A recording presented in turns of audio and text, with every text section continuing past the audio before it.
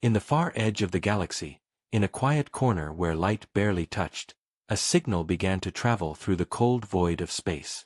It was weak, filled with static and fear. "This is the Valorian Science Union. To any friendly species, please help us. We are dying." The message repeated again and again, crossing stars and empty darkness, a cry of desperation lost in endless space.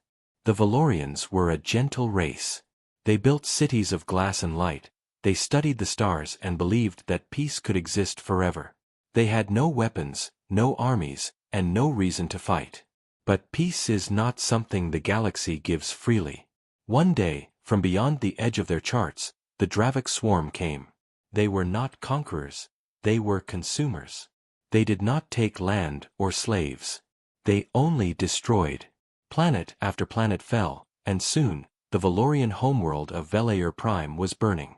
In their final hope, they built a small signal array and sent one message into the dark, not knowing who might hear it.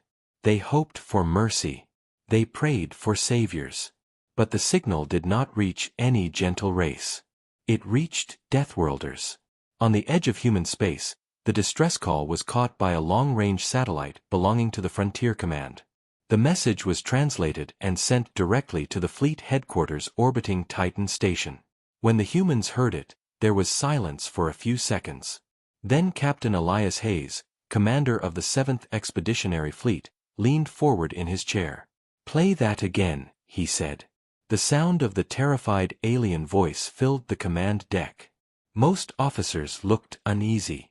They had heard many distress calls before, but this one sounded different. There was something deeply emotional in it, something almost innocent. Hayes watched the holographic map. The coordinates were far, deep in unclaimed space. "Sir," his tactical officer said, "that's outside our patrol zone." Hayes didn't look away from the stars. "Then let's make it our zone," he replied. Within hours, the Deathworlder fleet began to move.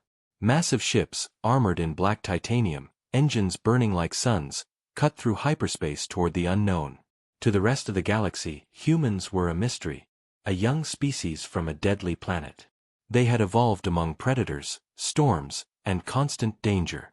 Other species whispered about them, calling them Deathworlders, because they came from a world where everything wanted to kill you, and yet humans survived. When the Valorians first saw the human fleet appear in their system, they were not relieved. They were terrified. Their long-range sensors showed enormous warships entering orbit, each one larger than their cities. The Valorian Council gathered in panic. "Who are they?" one asked. "Are they the Dravik?" "No," another said. "The ships are different. They sent a message." The transmission came through, a deep human voice echoing through static. "This is the Deathworlder fleet. We received your SOS.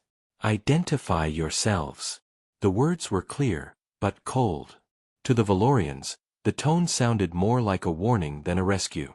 Their leader, Chancellor Marin, tried to speak. "We are the Valorians. We asked for help, not war." But before they could understand what the humans were planning, the massive ships began to spread out in formation. Captain Hayes watched the scans on his screen. The Dravik fleet was moving toward Valor Prime, hundreds of enemy ships closing in. "Weapons hot," Hayes ordered calmly. "All batteries lock on target." His second officer hesitated. "Sir, the Valorians, they're still on the surface." "Then we better make sure the Dravik don't reach them," Hayes replied. In the Valorian sky, people saw strange lights moving, lines of blue fire cutting across the horizon. The ground shook as human missiles screamed through the atmosphere. The first explosions hit the Dravik vanguard before they even entered orbit. The Valorians watched in shock as the stars turned red with fire. To them, it looked like the humans had brought the end of the world. On the command deck, Hayes stood with arms crossed, watching the enemy fleet break apart. "They wanted help," he said quietly. "They'll get it." The battle began before the Valorians could even process what was happening. Their peaceful world, already wounded by war, now echoed with thunder from a kind of weaponry they had never seen. As the Dravik ships exploded one by one, the Valorians realized something strange. the humans weren't fighting for reward or power. They fought with cold precision, like predators defending their home. The distress signal had reached the wrong species, or perhaps, the right one. Because while others might have come to negotiate or pity them, the Deathworlders came to end the threat completely. Far above the burning world, Captain Hayes sent a final message to the Valorians: "Your enemies won't trouble you again." His voice was calm, steady, and almost frightening. The Valorians looked at each other in silence. They had been saved, but at what cost? The stars outside still burned, and the name Deathworlder suddenly made sense. They were not heroes. They were something older. Something dangerous. And as the fires faded across the horizon, Chancellor Marin whispered, "May the stars protect us from our saviors." The human fleet hovered quietly above, engines glowing in the darkness, ready for what came next. The smoke from the battle still hung above Valor Prime like a dark cloud. The once beautiful planet was covered in scars, burning wrecks falling from orbit. The Valorians had never seen destruction like this. Their skies, once filled with shining research stations and gliders, were now full of human warships, massive, black, and silent. The Valorians had called for help, but what they got was a fleet of Deathworlders, beings that even the stars seemed to fear. Captain Elias Hayes stood on the bridge of the flagship Resolute, watching the ruined Dravik ships drift across space. "Status report," he said. His officer, Lieutenant Bren, replied quickly, "Dravik fleet destroyed, sir. Minimal human losses. No survivors on enemy side." Hayes gave a single nod. "Good. Begin recovery and scan for any remaining hostiles." His voice was calm, professional, but there was something in it that unsettled even his own crew, a tone of cold focus, like a predator that had not yet finished hunting. Down below, on Valor Prime, the surviving Valorians emerged from their shelters, staring up at the strange black ships. They had expected rescuers in silver, kind voices, warm promises. Instead, they saw dark machines of war hovering above their dying world. The Valorian leader, Chancellor Marin, gathered her advisors. "We must contact them," she said. "We must thank them and understand them." But when their signal reached the human fleet, the response was not what they expected. The communication screen flickered to life, showing Captain Hayes's face. His expression was unreadable, eyes sharp and calm. "This is Captain Hayes of the Deathworlder fleet," he said. "Your distress signal was received. The Dravik threat has been neutralized.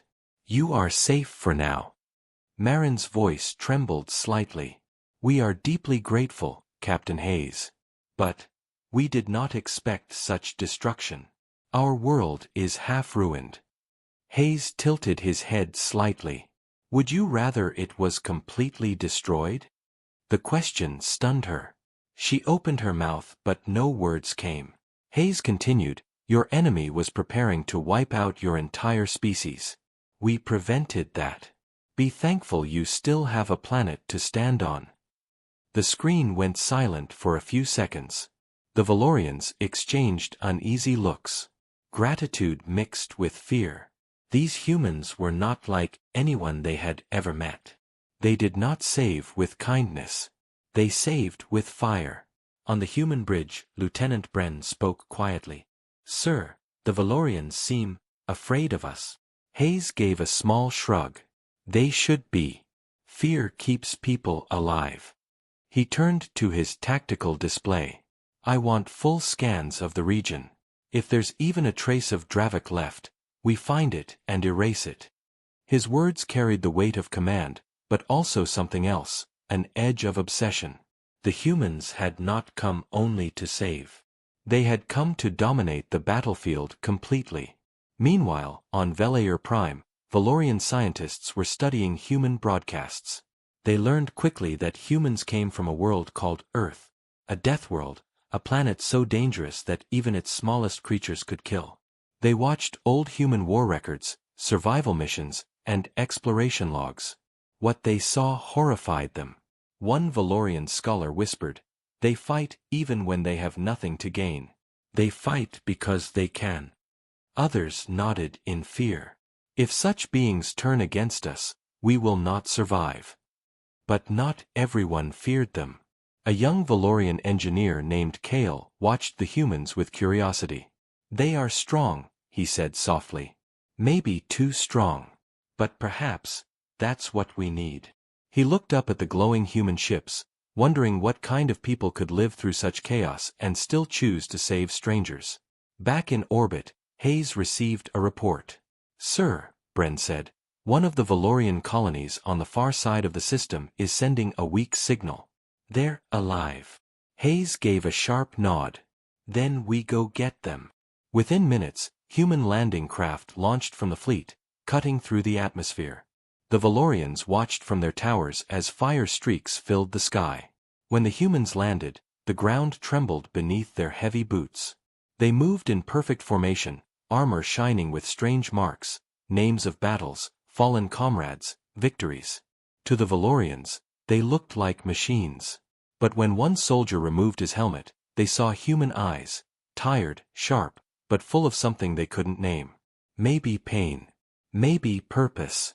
The soldiers began distributing supplies, setting up med stations, and helping with reconstruction. They worked fast, efficient, and silent. No one smiled. No one rested. The Valorians approached them carefully. Why are you helping us? Kale asked one of the soldiers. The man looked at him and said simply, because we can. There was no pride in his voice, no warmth, just duty. Later that night, Hayes received a new transmission from the surface. Chancellor Marin appeared again, her voice steadier this time. Captain Hayes, we want to understand you. Why did you come? You could have ignored our message. Hayes looked at her for a moment, then replied, because no one else would have answered. His words carried a quiet truth that silenced everyone in the Valorian council chamber. They realized then that maybe humans didn't fight because they loved war. Maybe they fought because no one else would. But before they could think further, alarms echoed across the human fleet. Incoming signal detected, Bren shouted. Dravik reinforcements, closing fast. Hayes straightened. How many? Too many to count, sir. Hayes's lips curved slightly, not fear, but something close to excitement. Good, he said. Let's show them what a Deathworlder response really means. As the red alert lights flashed, the Valorians watched in silence from the ground, hearts trembling. Above their world, the Deathworlder fleet turned as one, engines roaring like thunder. The humans were not retreating. They were preparing for war again. The Valorians could only whisper the truth that none of them wanted to say out loud. Their saviors were not angels.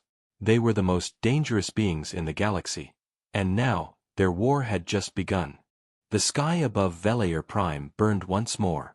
From orbit, the Deathworlder fleet moved like a storm of iron and fire. Their engines glowed blue, their weapons shone with the cold light of precision.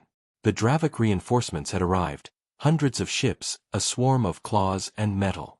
The Valorians could only watch in silence as the black shapes of human warships shifted into formation. Captain Hayes stood on the command deck of the Resolute, eyes fixed on the tactical display. All ships hold position, he ordered. Let them come closer. His crew obeyed without hesitation. The Dravik fleet advanced, filling the scanners with their monstrous shapes. They came like a plague, endless and hungry. On the Valorian surface, civilians hid in shelters, listening to the distant thunder of engines above. The ground itself seemed to hum with energy. In the skies, the Deathworlders waited. Hayes watched calmly as the enemy moved into range. Fire on my mark, he said softly. A moment later, his hand dropped. Mark. In an instant, the void of space erupted in light. Thousands of missiles launched in perfect synchronization, streaking through darkness like falling stars. Human railguns thundered, plasma cannons roared, and the Dravik fleet began to crumble. Their front lines disintegrated before they could even fire back. Hayes's voice echoed through the bridge. Target their carriers. Cut off the swarm. The tactical screens showed explosions blooming one after another.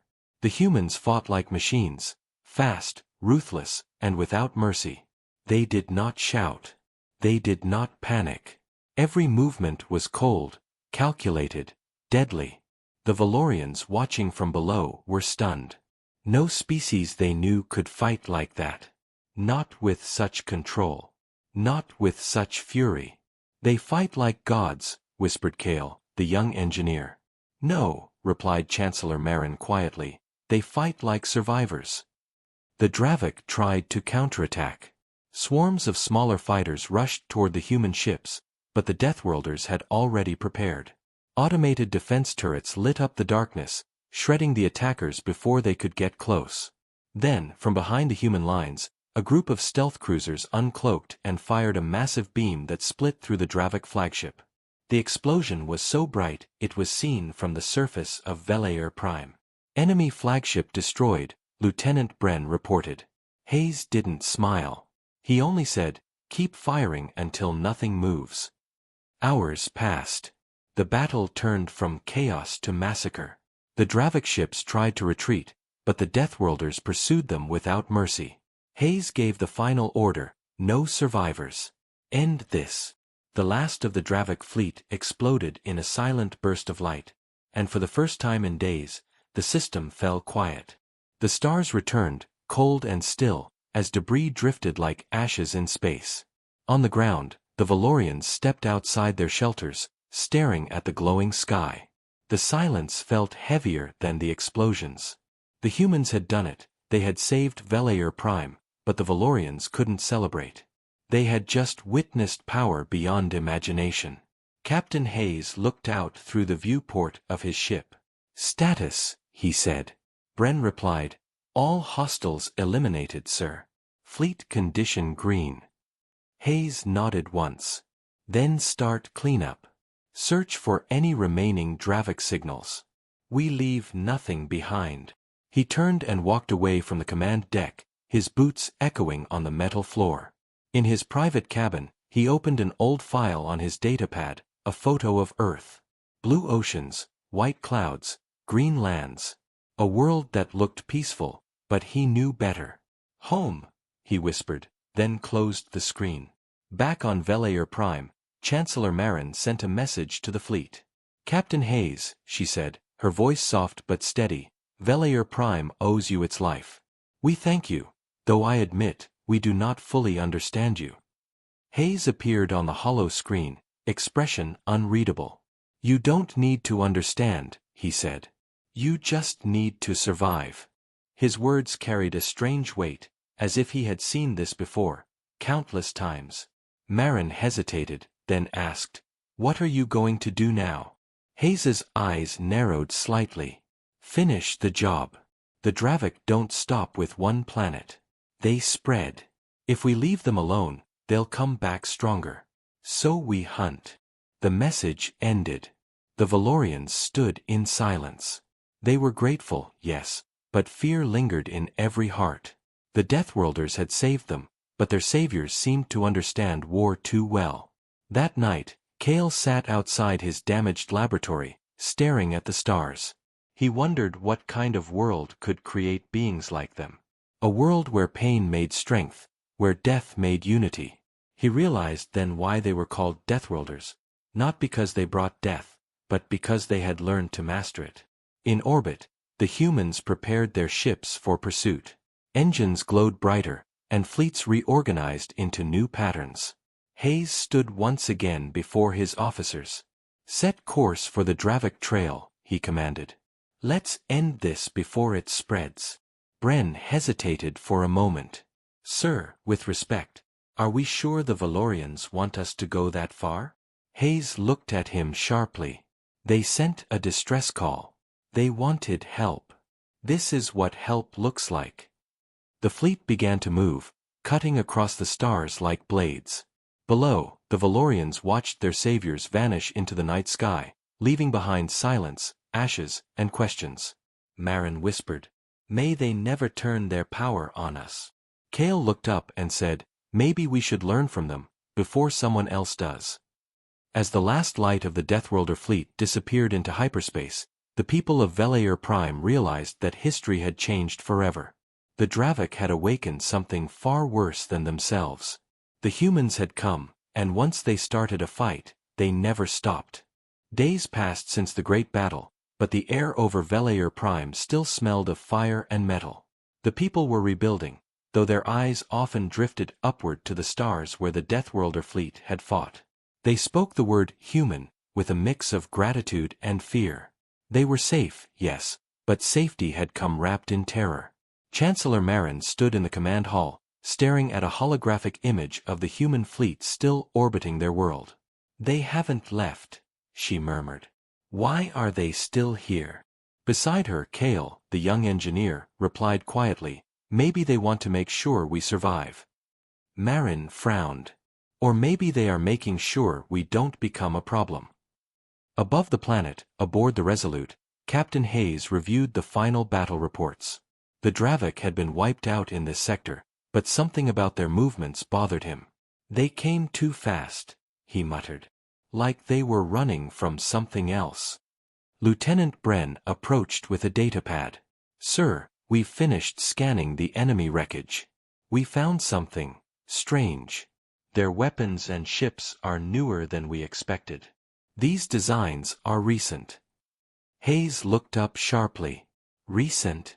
Then they're still building." Bren nodded. "Somewhere out there, the Dravik are rebuilding their swarm." Hayes stared out the window at the planet below. "Then this isn't over." He turned to his officers. "Prepare a recon team. I want to see the Valorians in person. Maybe they know something." Later that day, for the first time since the battle, a human shuttle descended to the surface of Valor Prime. It landed near the capital, its engines shaking the ground. Valorian guards and scientists gathered nervously as the shuttle doors opened. Out stepped Captain Hayes, tall and calm, his black armor shining under the twin suns. Behind him were two soldiers, carrying equipment but no visible weapons. Marin stepped forward, her voice steady though her heart raced. "Captain Hayes, welcome to Valor Prime." Hayes gave a short nod. "Thank you for receiving us. We come to discuss your situation." "Our situation," she repeated. "You already saved us." Hayes's gaze was cool. "Saving you was the easy part. Keeping you alive is harder." He walked past her toward the ruined skyline, watching drones rebuild fallen towers. "You built your civilization on peace," he said. "But peace without strength invites extinction." Marin followed, confused. "Are you saying we should become like you?" Hayes stopped and turned to face her. "I'm saying you should learn why we are like us." He gestured for her and Kale to follow him. They walked toward the human shuttle. Inside, the air smelled of oil and metal, the walls lined with armor plates and strange tools. Hayes led them to a med bay. A wounded human lay there, bandages across his arms and chest. Despite his injuries, he was awake, repairing a damaged drone beside his bed. Marin stared in disbelief. "He is injured, yet he still works?" Hayes nodded. "On Earth, stopping means dying. We learned that long ago." Kale asked softly, "Your world, is it truly that dangerous?" Hayes looked at him, eyes hard. "You have no idea. Everything on our planet tries to kill you. Storms that tear cities apart, creatures that hunt humans, diseases that evolve faster than cures. We were forged by death itself. That's why the galaxy calls us Deathworlders. And that's why we survive where others don't." Marin listened in silence, realizing for the first time that the humans were not monsters, they were survivors of a cruel world that forced them to become this way. "Maybe that's why you fight so fiercely," she said. Hayes nodded once. "We fight so others don't have to. But don't mistake our protection for mercy. We don't believe in mercy. We believe in balance." Before she could respond, an alarm blared through the shuttle. Hayes turned sharply. "Report." Bren's voice came through the comms. "Captain, we've intercepted a signal. It's Dravik, short range, weak, but it's not from the wreckage. It's coming from the outer moon." Hayes's expression hardened. So they're still here. He looked at Marin. You wanted peace? You'll need to fight for it. Moments later, human troops deployed again, this time toward Valor Prime's smaller moon. Kale volunteered to join as a technician. I can help read their tech, he said. Hayes allowed it, though his tone was firm. Stay behind the Marines and follow orders. The dropships roared into the sky, leaving trails of fire. As they approached the moon, scanners detected movement beneath the surface, structures, energy signatures, and faint biological readings. Dravik survivors, Bren confirmed. Probably building a beacon. Hayes narrowed his eyes. Not anymore. The ships landed near a crater filled with strange metallic roots. The Marines spread out, weapons ready. The air was thin, the silence heavy. Then, from beneath the dust, a structure opened like a wound. Inside, the walls pulsed with alien energy. Kale followed the soldiers, recording everything. Suddenly, a faint voice came from the darkness. It was not Dravik. It was mechanical, old and broken. Deathworlders. You were not meant to come here. Everyone froze. The voice continued, leave this place, or awaken what sleeps below. Hayes raised his weapon. Identify yourself. The voice replied, I am the guardian of the fallen. I was built in the first war. Hayes frowned. What war? The one your kind started. The silence that followed was like a blade in the air. Kale looked at Hayes, confused. Captain, what does it mean? Hayes's face darkened. It means we've been here before. The old machine's eyes glowed red. If Deathworlders rise again, the galaxy will burn. The ground beneath them began to shake, dust falling from the ceiling. Hayes shouted, everyone out, now. As they ran toward the exit, explosions lit the tunnels behind them. When they reached the surface, Kale looked back at the ruins. Captain, he said breathlessly, what was that? Hayes stared into the black sky. History, he replied quietly. Our history. And for the first time, even Captain Hayes looked uncertain about what he had awakened.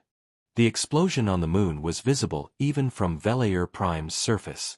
A white flash cut through the night sky, followed by a long wave of dust that drifted into orbit. On the bridge of the Resolute, Captain Hayes watched the feed in silence, his expression unreadable. Damage report, he said calmly. Lieutenant Bren answered. No losses, sir. But the entire moon facility collapsed. Whatever was under there, it's gone. Hayes didn't look convinced. He turned to the science officer. Run deep scans. If there's anything still active, I want to know. The officer nodded, fingers moving rapidly across the console. Captain, he said after a moment, I'm picking up a faint energy pulse, low frequency, repeating. It's not random. It's transmitting something. Hayes frowned. Where is it coming from? A dead planet 2 systems away. The signal matches the frequency of the moon base. Hayes's eyes narrowed. Plot a course. Bren hesitated. Sir, with respect, maybe we should report this to command. We don't know what we're dealing with. Hayes turned his cold gaze toward him. We're Deathworlders, Lieutenant. We don't wait for orders when something dangerous is waking up. Within an hour, the fleet prepared for departure. Engines lit up like suns as the Deathworlder armada vanished into hyperspace. On Valor Prime, Chancellor Marin watched them go. They are chasing ghosts, she said softly. Beside her, Kale stood silent. He had seen the strange machine on the moon, heard its voice, and its warning still echoed in his mind. If Deathworlders rise again, the galaxy will burn. He wasn't sure what it meant, but deep inside, he feared the humans might be walking into something ancient and terrible. The journey to the dead planet took 3 days. When the fleet emerged from hyperspace, they found a silent world floating in darkness. The surface was cracked and lifeless, with deep scars that stretched for thousands of kilometers. No atmosphere, no life, only ruins. Hayes stared at the sight. Scan for any signs of technology. The reply came quickly. There's a structure near the equator. Massive energy readings below the surface. It's old, thousands of years, maybe more. Hayes gave the order. Prepare landing teams. I'm going down. Bren looked uneasy. Sir, we don't know what's down there. Hayes smirked faintly. That's why we're going. Moments later, shuttles descended through the thin dust clouds, landing near a massive crater. The ruins around them were silent, covered in ash. Strange symbols glowed faintly on the stone walls. As they approached, Kale, who had been allowed to accompany them again, said quietly, "These markings, they're not Dravik. They look older. Much older." Hayes walked ahead, weapon ready. Then maybe we'll find out who the Dravik learned from. They entered the main structure, a vast underground hall filled with pillars and strange machines long dead. The air was thin, the light dim, but there was a hum beneath their feet, a deep vibration, steady and alive. One of the Marines said, "Captain, I'm reading power fluctuations. Something's waking up." Hayes raised his hand. "Stay sharp." Then, suddenly, the walls lit up with blue light. A massive hologram appeared at the far end of the chamber, a figure made of light and shadow. It was humanoid but not human, its voice calm and ancient. "You should not have come here," it said. "This world remembers the fire of your kind." Hayes took a step forward. "Who are you?" The hologram's eyes glowed brighter. "I am the Keeper of Silence. I was left behind when the First War ended." "The First War?" Kale whispered. "You mean the war the Guardian mentioned?" The Keeper turned toward him. "Yes. The war that ended worlds. The war that the Deathworlders began." The words sent a chill through the chamber. Hayes frowned. "That's impossible. Humanity only reached the stars a few hundred years ago." The Keeper's voice deepened. "Your kind has been here before. You rose, you fought, and you fell. The stars forgot you, but the galaxy remembers." The air seemed to grow colder. Hayes's hand tightened on his rifle. "If what you say is true, why are the Dravik here now?" The Keeper replied, "Because they were made to stop you. They are your children." The silence that followed was heavy and unreal. Kale looked stunned. "Humans created the Dravik?" The Keeper nodded. "Long ago, you built weapons to fight your enemies. Machines of war that could think and evolve. But they turned on you. You called them the Dravik. You lost control, and your civilization collapsed." Hayes's jaw clenched. "That's a lie." "Is it?" the Keeper said softly. "Then explain why their technology carries your signature." The walls shifted, revealing massive carvings, ships and soldiers that looked unmistakably human. Kale stepped closer, his voice trembling. "Captain, it's true. These symbols are human." Hayes stared at the images for a long moment, his face dark. "Then we clean up our own mess." Before the Keeper could respond, the ground began to shake violently. Alarms blared as power surged through the ancient structure. "What's happening?" Bren shouted. The Keeper's voice grew faint. "You have awakened the core. It will not stop now." The walls began to crack as blinding light erupted from the floor. Hayes shouted, "Evacuate! Now!" The team ran back toward the surface, the tunnels collapsing behind them. When they reached their ships, the ground split open, and a column of energy shot into the sky. The dead planet roared to life. From orbit, sensors screamed with warnings.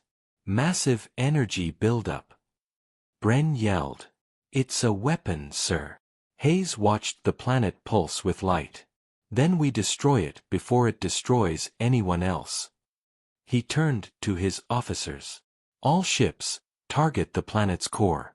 Fire everything we've got." The fleet opened fire, a storm of missiles and plasma tearing into the world below. For a moment, it seemed to work, but then the energy spiked again, brighter and stronger. Hayes clenched his fists. Brace for impact. The entire planet exploded in a burst of white fire, shaking the fleet and knocking ships off course. When the light faded, only silence remained. The planet was gone. Hayes stood quietly as his crew recovered. Cale's voice came through the comms, weak and shaken. "Captain, what was that?"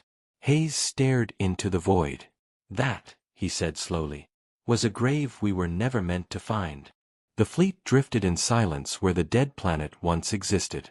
Debris glimmered faintly against the black sea of stars, fragments of a world erased by its own secrets. Inside the command deck of the Resolute, the air was heavy, every crew member working in near silence. Captain Hayes stood before the viewport, eyes fixed on the lingering light of the explosion. "How bad?" he asked quietly. Lieutenant Bren replied, "Radiation levels are stabilizing, sir. We've lost one destroyer in the blast wave, minimal casualties otherwise." Hayes didn't respond immediately. His reflection stared back at him in the glass. Calm, steady, but hollow. "And the data?" he asked finally. The science officer stepped forward. "We managed to record part of the Keeper's transmission before the system collapsed. It confirms what it said. The Dravok were created by humans, by an ancient human civilization that ruled this sector thousands of years ago." The words settled over the bridge like a shadow. Bren whispered, "So we made them, and now we're fighting our own monsters." Hayes turned slowly. "No," he said. "We're cleaning up our ancestors' mistakes." His voice was calm, but his eyes burned with something close to anger. On a nearby screen, a holographic map showed the sector. Dozens of systems, many now dead. The computer marked potential Dravok signals spreading from the outer rim. "They're multiplying again," Bren said. "The destruction of that planet must have triggered something, a beacon or a failsafe." Hayes nodded. "Then we follow it. We finish what the first humans started."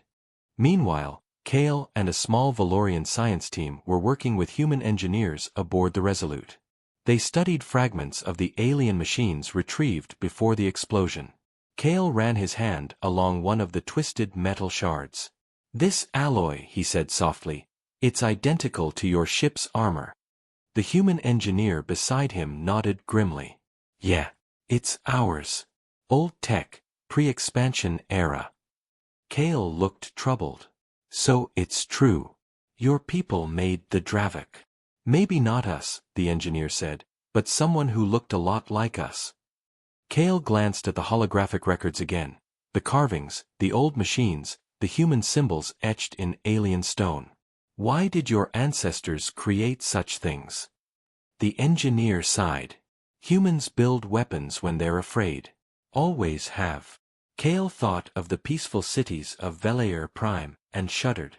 "And now your fear has become ours." In the captain's quarters, Hayes replayed the message from the Keeper again and again. The ancient voice echoed through the room. "If Deathworlders rise again, the galaxy will burn." Hayes poured a drink, his hand steady, his mind racing. "If we built them once," he murmured, "we can destroy them again." But beneath his confidence was a creeping doubt. How much of the galaxy's fear of humans came from this forgotten past?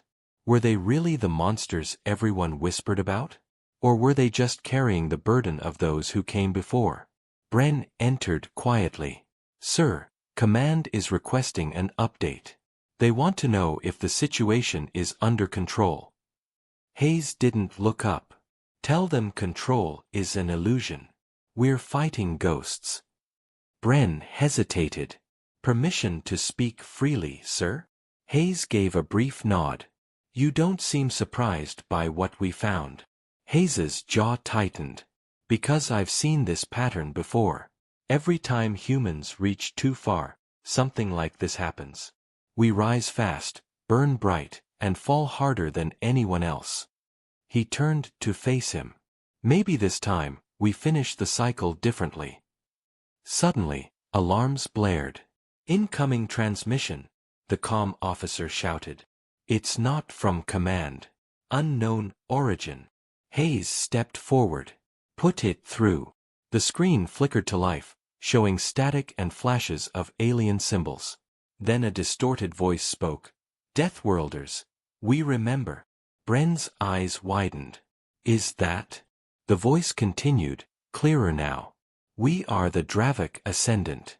You thought you erased us, but we learned. We adapted. The sins of your kind will be paid in fire. The transmission ended abruptly.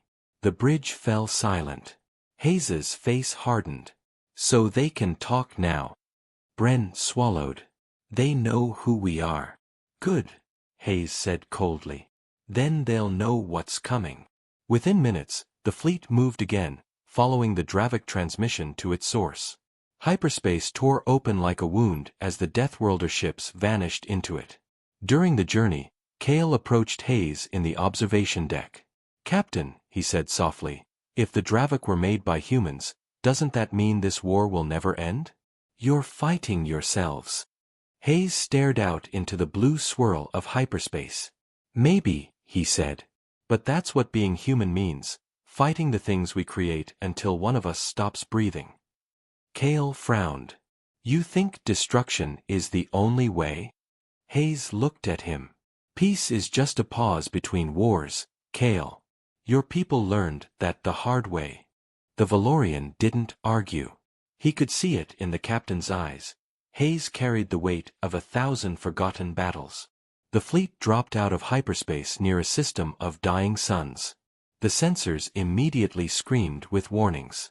Dozens, no, hundreds, of Dravik ships filled the void. But these were different. Larger, darker, pulsing with strange energy. Bren whispered, they've evolved. Hayes smiled faintly. Then so have we. He turned to his officers. Arm all weapons. No hesitation. This time, we end it.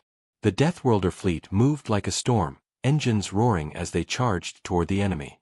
The first exchange lit up the void, beams of plasma, missiles, and fire colliding in deadly beauty. The battle raged across the system, a storm of fury and precision. On the bridge, Hayes gave his commands like a conductor leading an orchestra of destruction. Flank left. Target their power cores. Don't let them regroup. The humans fought with the same relentless power that had terrified the Valorians days before. But this time, it was more than survival. It was revenge, it was history repeating itself. As the Dravik ships began to fall, Hayes stared at the screen and whispered, this is our inheritance. The galaxy made us monsters once. Now we choose what kind of monsters we'll be. Outside, explosions painted the dark sky red. The Deathworlders had come full circle, destroyers of their own creation, fighting to prove that even monsters could be heroes, if only for one more war.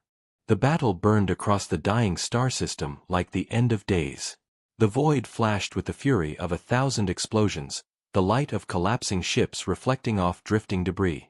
The Deathworlder fleet fought with terrifying precision, every ship moving as if guided by instinct. The Resolute led the charge, its hull scorched and cracked but unbroken. Captain Hayes stood on the bridge, eyes locked on the tactical display, every command sharp and steady. Focus fire on the dreadnought, he ordered. If we take that down, the others will falter. Plasma torpedoes streaked through the void, slamming into the massive Dravik ship that loomed like a floating fortress. Its shields flared, then dimmed, but it fired back with devastating power. The Resolute shook violently as energy beams carved through nearby cruisers. Shields at 40%. Bren shouted. Hayes's voice remained calm. Redirect auxiliary power. We're not done yet. The crew obeyed without hesitation. They were Deathworlders, humans forged in chaos, raised on worlds where even the air could kill. Surrender wasn't in their blood. Kale watched in awe from the lower deck, feeling the floor tremble beneath his feet. The sight of humans fighting like this terrified him, but it also filled him with something strange, admiration. They fight like they were born for this, he whispered. The officer beside him replied. They were. Every Deathworlder carries war in their bones. Outside, the Dravik fleet adjusted, moving in eerie synchronization. They didn't fight like machines anymore. They anticipated, adapted, countered. The human advantage was slipping. Bren called out, "Captain, they're predicting our movements." Hayes clenched his fists. "Then we stop being predictable." He opened a comm line to the entire fleet. "This is Captain Hayes of the Resolute. All ships, listen carefully. We switched to manual control. No AIs, no auto-tactics. Let's remind them who invented unpredictability." The order was madness and genius. The human fleet scattered, moving erratically, breaking formation, fighting with reckless creativity. The Dravik algorithms couldn't keep up. They hesitated for the first time, their perfect coordination faltering. The Deathworlders struck hard, hitting their blind spots, cutting through their lines. The balance shifted again. "Direct hit on the dreadnoughts' core," shouted Bren. The Dravik flagship erupted in light, the shockwave tearing through nearby vessels. Cheers broke out across the bridge, but Hayes didn't celebrate. He watched the scanner carefully. "No, it's too easy," he muttered. Moments later, the debris of the destroyed dreadnought began to pulse, each fragment glowing with red light. "Captain," the science officer said in alarm, "I'm reading massive energy signatures. It's replicating."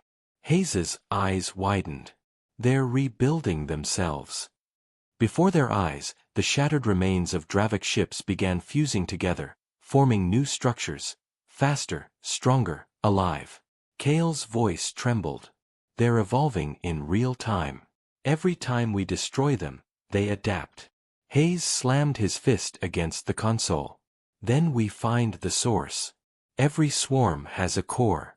If we kill the brain, the body dies." The officer ran scans, fingers flying. "Got it. A signal deep within the nebula. It's controlling them all." Hayes nodded once. "All ships, with me." We cut off the head. The Resolute plunged into the glowing mist of the nebula, sensors struggling to pierce the electromagnetic storm. Visibility dropped to almost nothing. Shadows drifted around them, huge shapes moving just beyond the light. The comms crackled with static. "Stay close," Hayes ordered. "No one drifts off." The deeper they went, the more distorted the signals became. Then, through the haze, something massive appeared, a colossal structure shaped like a spider of light and metal, pulsing with crimson energy. "That's it," Bren whispered. "The core." The Dravik control nexus loomed like a god in the void.